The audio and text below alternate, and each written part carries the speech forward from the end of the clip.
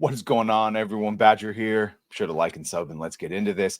While some are completely happy to continue to double down on failed ideology and tactics, others are starting to learn, thankfully. And it appears that Konami has realized that it's really bad to announce that you've made a game for the modern gaming audience. Yes, it has the connotations that we don't like. And so, of course, they said it once and now they've deleted it.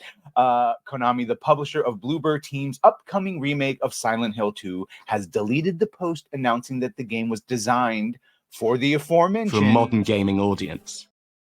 And so you can see here at the end of May, published on X, that has been deleted, but the internet is forever. You can say, see how the Bloober Team devs working on Silent Hill 2 preserve the authenticity while adapting a horror classic for modern gaming audience. The post also included a video that featured the game's lead producer stating, I think the biggest change that we've had was actually how to make the game approachable for newcomers who've not played the original, but at the same time to retain the familiarity of the game that players remember from 20 years ago.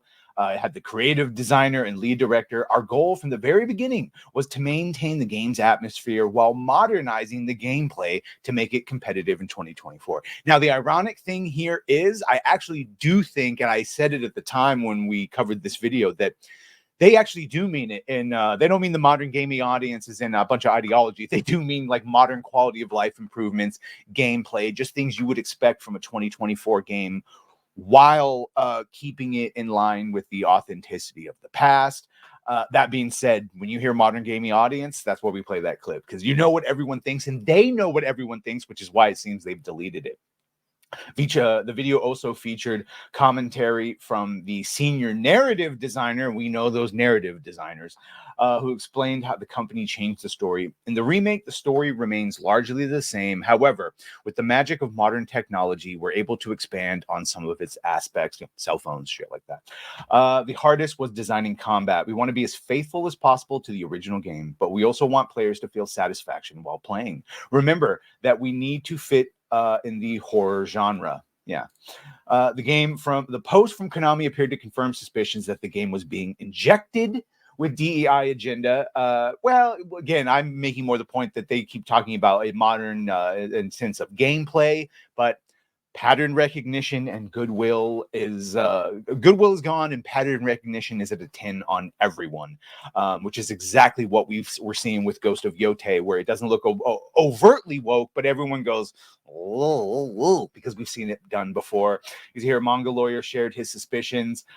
Here's his post. Bloober Team has hired Sweet Baby Inc. 2.0 hit detection, and we're going to be talking about hit detection right now, and some of its members, a sensitive consulting company for Silent Hill 2 remake and ESG Konami. Ever wonder why Maria looks so sanitized?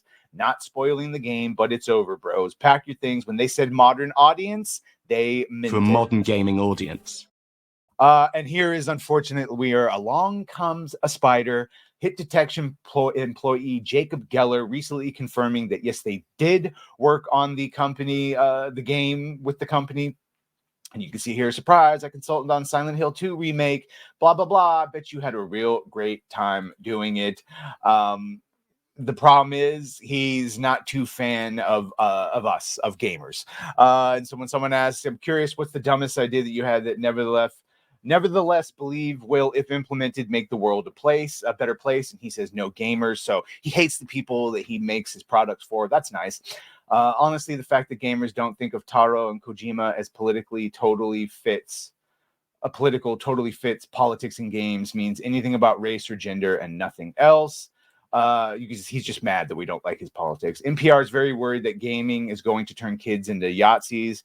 He says, I totally understand the defensive response to our medium, but it's not at all inaccurate to say that far-right groups they're not, by the way. Far-right groups are trying to recruit gamers. Much of today's alt-right grew out of Gamergate, not true. And its sympathizers, not true. And organizers like Bannon and Milo preyed on those groups, not true.